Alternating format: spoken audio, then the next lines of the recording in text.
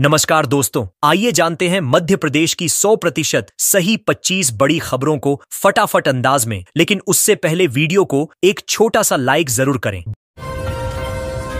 बस ने कार को टक्कर मारी, 8 घायलों में 6 गंभीर। विदिशा में एक भीषण सड़क हादसे में बस ने एक्सयूवी कार को टक्कर मार दी। हादसे में 8 लोग घायल हुए, जिनमें 6 की हालत गंभीर है। कार का आगे का हिस्सा बुरी तरह टूट गया और कांच चकनाचूर हो गए। बताया गया कि बस का स्टीयरिंग फेल हो गया था, जिससे ये हादसा हुआ। बस भी आगे से क्षतिग्रस्त हो गई है।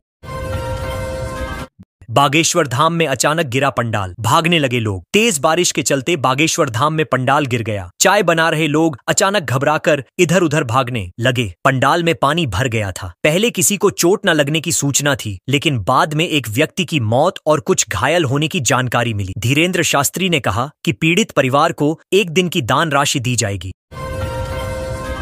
इंदौर एयरपोर्ट पर 22 लाख यात्रियों ने किया सफर। इंदौर एयरपोर्ट ने इस साल अब तक 22 लाख यात्रियों का रिकॉर्ड पार कर लिया है, जो 2024 के मुकाबले 3 लाख ज्यादा है। देवी अहिल्याबाई होलकर एयरपोर्ट पर अब रोजाना यात्रियों की संख्या तेजी से बढ़ रही है। अनुमान है कि 2025 में कुल आंकड़ा 40 लाख से भी ऊपर पहुंच सकता है, जिससे एयरपोर्ट अपने सारे पुराने रिकॉर्ड तोड़ देगा। पुलिस पर पथराव, जवाब में आंसू गैस के गोले छोड़े। मुरैना में कुशवाहा समाज के प्रदर्शन के दौरान हालात बेकाबू हो गए। प्रदर्शनकारियों ने पुलिस पर पथराव किया, जिसके जवाब में पुलिस ने आंसू गैस के गोले छोड़े और लाठीचार्ज कर भीड़ को तितर बितर किया। तनाव बढ़ने पर पुलिस बल तैनात किया गया। प्रदर्शन के पीछे समाज की विशेष मांगों को लेकर असंतोष बताया जा रहा है। रीवा में ट्रेन के इंजन पर चढ़कर बनाई gang war reel. Rewa railway station पर बदमाशों और कंटेंट क्रिएटर्स द्वारा गैंग वॉर स्टाइल की रीलें बनाकर सोशल मीडिया पर वायरल की जा रही हैं। एक वीडियो में युवक ट्रेन के इंजन पर चढ़कर धमकी देता नजर आया। एसी कोच और प्लेटफॉर्म पर भी ऐसे वीडियो बनाए गए। इस पर जीआरपी ने सख्ती बढ़ा दी है और निगरानी के लिए विशेष टीमें तैनात की हैं।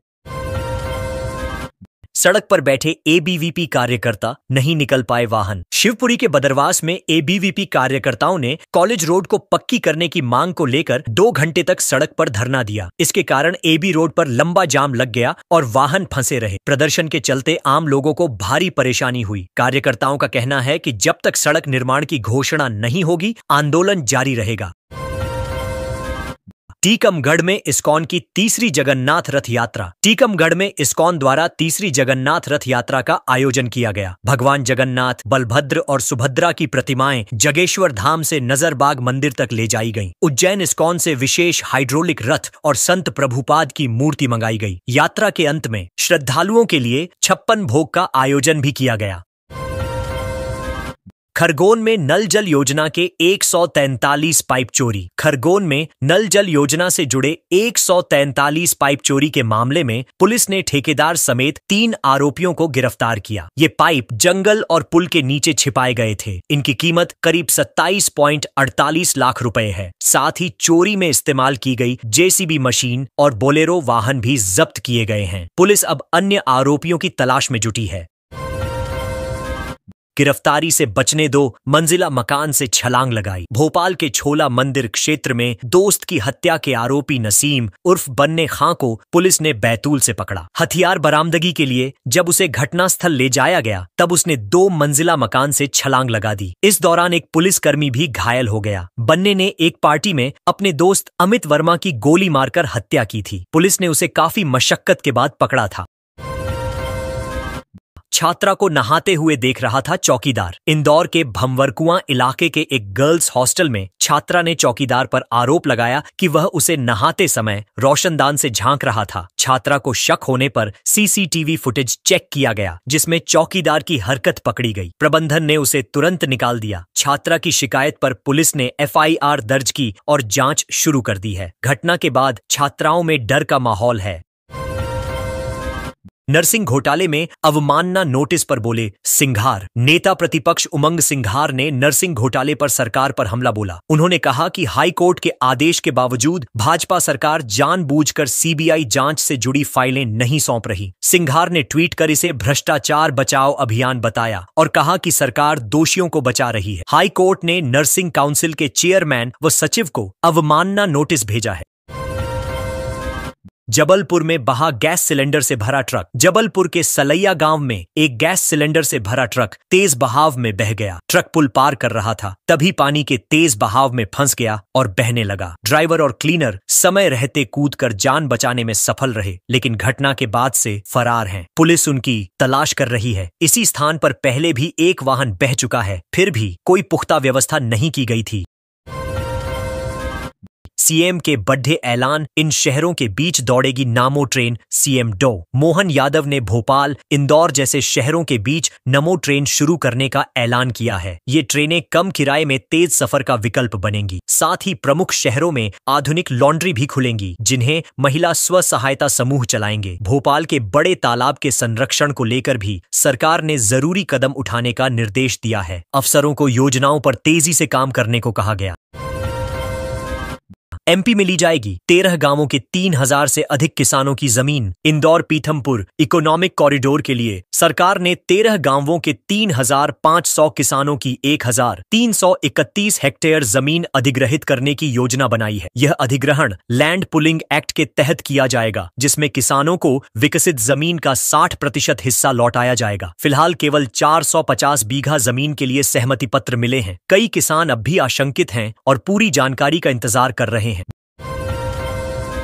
बड़ी खबर, मेडिकल की पढ़ाई के लिए सरकार दे रही 80-80 लाख। सीएम मोहन यादव ने मेधावी छात्रों को मेडिकल पढ़ाई के लिए 80 लाख तक की सहायता देने की घोषणा की है। यह राशि लोन के रूप में दी जाएगी, जिसे बाद में माफ भी किया जा सकता है। सरकार का उद्देश्य गरीब और प्रतिभावान छात्रों को देश विदेश में उच्च शिक्षा का अवसर देना है। कार्यक्रम में सीएम ने लैपटॉप राशि भी छात्रों के खातों में ट्रांसफर की।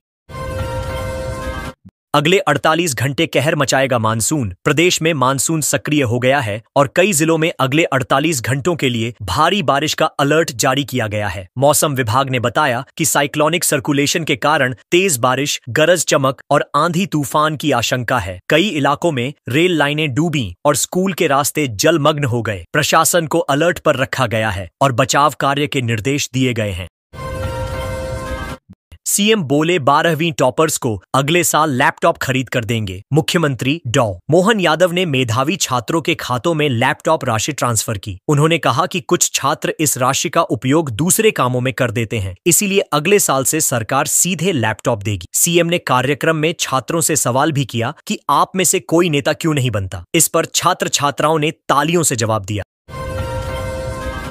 मैहर में नायब तहसीलदार को ट्रैक्टर से कुचलने की कोशिश। मैहर के कुबरी गांव में रेत माफिया ने नायब तहसीलदार रोशन रावत को ट्रैक्टर से कुचलने की कोशिश की। घटना शुक्रवार दोपहर की है, जब तहसीलदार कार्रवाई करने पहुंचे थे। 40 से 50 ग्रामीणों की मौजूदगी में आरोपी फरार हो गए। ट्रैक्टर छोड़ा गया, लेकिन माफिया और उसके साथी अभी भी पकड़ से बाहर हैं। रामनगर थाने में मामला दर्ज कर लिया गया है। शॉपिंग मॉल, बाजार, कारखानों में रात में काम कर सकेंगी महिलाएं। एमपी सरकार ने महिलाओं को रात में काम करने की अनुमति दे दी है। अब वे शॉपिंग मॉल, बाजार, फैक्ट्री और अन्य प्रोडक्शन यूनिट्स में नाइट शिफ्ट में कार्य कर सकेंगी, लेकिन नियोक्ता को सुरक्षा के पूरे इंतजाम करने होंगे। महिला कर्मचारियों की सहमति अनिवार्य होगी। यह फैसला महिलाओं को आर्थिक रूप से सशक्त बनाने की दिशा में एक बड़ा कदम माना जा रहा है।